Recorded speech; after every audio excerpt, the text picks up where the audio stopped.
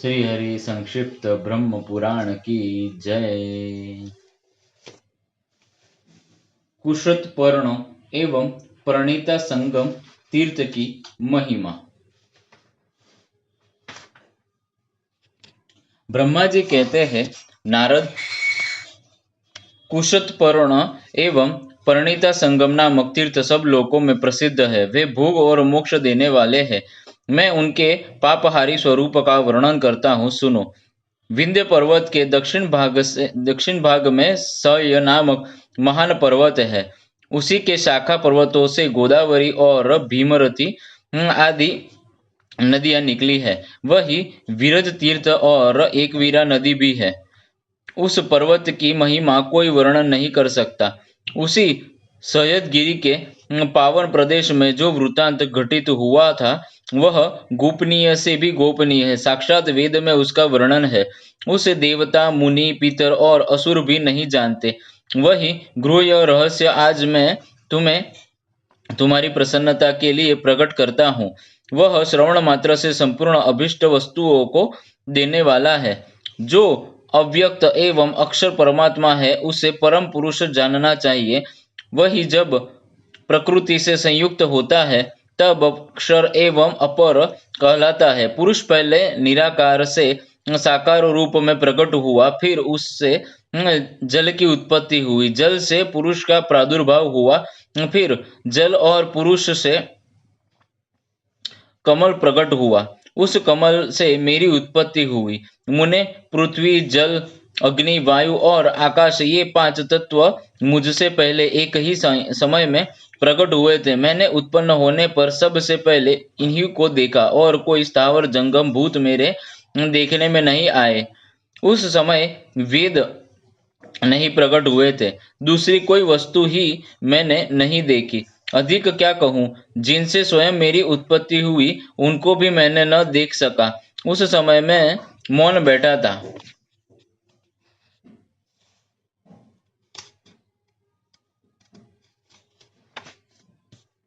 उत्तम आकाशवाणी सुनाई दी। ब्रह्मण, तुम स्थावर और जंगम जगत की सृष्टि करो। नारद, यह आकाशवाणी सुनकर मैंने कहा, कैसे सृष्टि करूंगा, कहाँ सृष्टि करूंगा और किस साधन से इस जगत की सृष्टि करूंगा। आकाशवाणी ने पुनः उत्तर दिया, ब्राह्मण, यज्ञ करो, इससे तुम्हें शक्ति प्राप्त होगी। यज्ञ ही विष्णु है, यह सनातन श्रुति का कथन है। यज्ञ करने वालों के लिए इस लोक और परलोक में कौन सी वस्तु असाध्य है। मैंने फिर पूछा, कहाँ और किस वस्तु से यज्ञ करूं। पुनः आकाशवाणी सुन पड़ी, कर्म भूमि में यज्ञेशो, यज्ञ पुरुष का यजन करो। स्वयं पुरुष ही तुम्हारे यज्ञ के साधन होंगे, तुम उन्हीं से उनका यजन करो। यज्ञ, स्वाहा, स्वाधा, मंत्र, ब्राह्मण और भविष्य आदि सब कुछ श्री हरि ही है। उन्हीं से सब की प्राप्ति होती है। नारद, उस समय भागीरथी, नर्मदा, यमुना, तापी, सरस्वती, गौतमी, समुद्र, नद, सरोवर तथा अन्य निर्मल सरिताएं नहीं थी। अतः मैंने पूछा, कर्म भूमि कहाँ है। आकाशवाणी से उत्तर मिला, मेरुगिरी के दक्षिण हिमालय, विंध्य और सहाय से भी दक्षिण जो प्रदेश है उन्हें कर्म भूमि कहते हैं। वह सबके लिए सर्वदा कल्याण का उदय करने वाली है। यह सुनकर मैंने मेरुगिरी को त्याग दिया और सह्याद्री के समीप आकर सोचने लगा, कहाँ ठहरूं। इतने में फिर आकाशवाणी हुई, इधर उधर आओ, यही रहो और बैठकर यज्ञ संकल्प करो। इधर आओ, यही रहो और बैठकर यज्ञ का संकल्प करो। संकल्प करने के बाद संपूर्ण वेद प्रकट होंगे। फिर वे जो कुछ भी कहें वही करो। तदंतर इतिहास, पुराण तथा अन्य जो भी वाङ्मय शास्त्र है वह मेरे मुख में स्वतः आ गया और मुझे इसका स्मरण होने लगा। तत्काल ही संपूर्ण वेदार्थ भी मुझे ज्ञात हो गए तथा तब मैंने लोक विख्यात पुरुष सूक्त का स्मरण किया। वेद में जो यज्ञ की सामग्री बताई गई थी उसके अनुसार ही मैंने उसकी कल्पना की। वेदोक्त प्रकार से ही यज्ञ पात्र भी कल्पित हुए। मैंने जहाँ पवित्रता और संयम पूर्वक बैठकर यज्ञ की दीक्षा ग्रहण की, वह मेरे यज्ञ का स्थान मेरे ही नाम से प्रसिद्ध हुआ। वह वह ब्रह्मगिरी कहलाने लगा। ब्रह्मगिरी से पूर्व की ओर 84,000 योजन तक मेरे यज्ञ का स्थान है। उस भूमि के मध्य भाग में वेदी थी तथा दक्षिण भाग में ग्राह्य प्रत्य अग्नि की स्थापना हुई। इसी प्रकार एक और आहवनीय अग्नि की प्रतिष्ठा की गई। श्रुति में यह कहा है कि बिना पत्नी के यज्ञ नहीं सिद्ध हो सकता। इसीलिए मैंने शरीर के 2 भाग किए। पूर्वद्वार से मेरी पत्नी प्रकट हुई, जो यज्ञ सिद्धि के लिए सहधर्मिणी बनी। उत्तरार्ध से स्वयं पुरुष रूप में स्थित हुआ। श्रुति भी कहती है, और 2 जाया, पत्नी आधा अंग है। नारद, मैंने वसंत ऋतु को उत्तम ध्रुत बनाया, ग्रीष्मा ईंधन का काम लिया, शरद ऋतु को हविष्य बनाया, वर्षा को कुश के स्थान में रखा। 7 छंद 7 परिध हुए, कला काष्ठा और निमेष ये क्रमशः संविदा पात्र और कुश माने गए। जो अनादि और अनंत काल है वही यूप के रूप में कल्पित हुआ। इसके बाद पशु बंधन के लिए रस्सी की आवश्यकता हुई। सत्व आदि तीनों गुण ही रस्सी की जगह काम आए, किंतु उसमें बांधने के लिए पशु का अभाव था। तब मैंने आकाशवाणी से कहा, बिना पशु के यह यज्ञ पूर्ण नहीं हो सकता। उत्तर मिला, पुरुष सूक्त में परम पुरुष की स्तुति करो। बहुत अच्छा कहकर मैंने अपने जन्मदाता देवादिदेव जनार्दन की भक्ति पूर्वक पुरुष सूक्त के मंत्रों द्वारा स्तवन किया। उस समय फिर आकाशवाणी हुई, ब्राह्मण तुम मुझे ही पशु बनाओ। मैं समझ गया, ये मेरे जन्मदाता अविनाशी पुरुष है। मैंने त्रिगुणमयी डोरियों से कालयूप के पार्श्व भाग में उन्हें बांध दिया। सबसे पहले प्रकट हुए पुरुष रूपी पशु का, जो कुशों पर विराजमान थे, प्रोक्षण किया। इसी समय पुरुष से ये सब वस्तुएं प्रकट हुई। उनके मुख से ब्राह्मण, भुजाओं से क्षत्रिय, मुख से इंद्र और अग्नि, प्राण से वायु, कान से दिशाएं तथा मस्तक से संपूर्ण स्वर्गलोक की उत्पत्ति हुई। मन से चंद्रमा, नेत्र से सूर्य, नाभि से अंतरिक्ष, दोनों जंघाओं से वैश्य और चरणों में शूद्र तथा पृथ्वी का प्रागट्य हुआ। रोमकूपों से ऋषि और केशों से औषधियां प्रकट हुई। नखों से ग्रामीण तथा जंगली पशु हुए। पायु और उपस्थ से कृमि, कीटक एवं पतंग आदि का जन्म हुआ।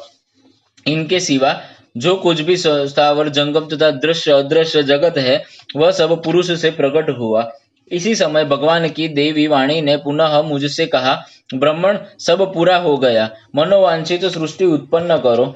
इस समय जितने पात्र है उस सबकी अग्नि में आहुति कर दो।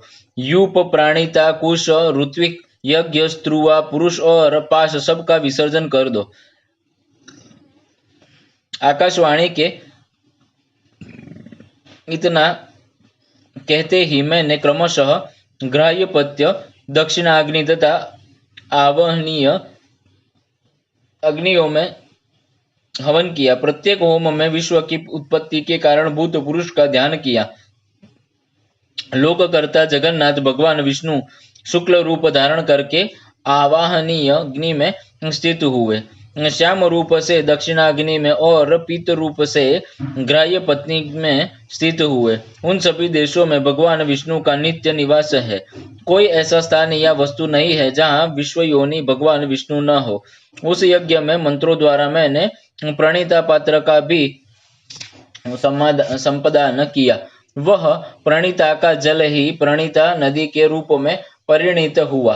फिर कुशों से मार्जन करके प्रणीता का मैंने विसर्जन कर दिया। मार्जन करते समय जो प्रणीता के जल की बूंदे इधर उधर गिरी, वे गुणवान तीर्थों के रूप में प्रकट हुए। वे तीर्थ स्नान करने से यज्ञ के फल देने वाले हैं। देवादिदेव भगवान विष्णु ने जिसे सदा सुशोभित किया है, वह गौतमी वैकुंठ धाम पर पहुंचने के लिए सीढ़ियों की पंक्ति है। समार्जन करने के बाद जहाँ कुश इस पृथ्वी के गिरे थे, वह स्थान कुशतपर्ण नामक तीर्थ हुए, जो बहुत पुण्य फल देने वाले हैं। मैंने विंध्य पर्वत के उत्तर जहाँ यूप खड़ा किया था, वह स्थान भगवान विष्णु का आश्रय बना तथा वह यूप अक्षय वट के रूप में परिणित हुआ। वह वृक्ष नित्य एवं काल रूप है और स्मरण करने मात्र से यज्ञ का पुण्य देने वाला है। मेरे यज्ञ का मुख्य स्थापन यह दंडकारण्य है। जब यज्ञ पूरा हुआ तब मैंने भक्तिपूर्वक भगवान विष्णु को प्रसन्न किया, जिन्हें वेद में विराट कहते हैं, जिनसे मूर्तिमान जगत की उत्पत्ति हुई है तथा जिनसे मेरा जन्म हुआ है। उन देव देवेश्वर भगवान विष्णु की आराधना करके मैंने उनका विसर्जन कर दिया। नारद, मेरे देव यजन का स्थान 24 योजन है और आज भी वहाँ 3 कुंड है जो यज्ञेश्वर स्वरूप है। तभी से वह स्थान मेरे देव यजन के नाम से प्रसिद्ध हुआ। वहाँ रहने वाले जो कीड़े मकोड़े आदि है, वे भी उनमें अंत में मोक्ष के भागी होते हैं। दंडकारण्य धर्म और मोक्ष का बीज बताया जाता है। विशेषतः वह प्रदेश जिसे गौतमी गंगा ने स्पर्श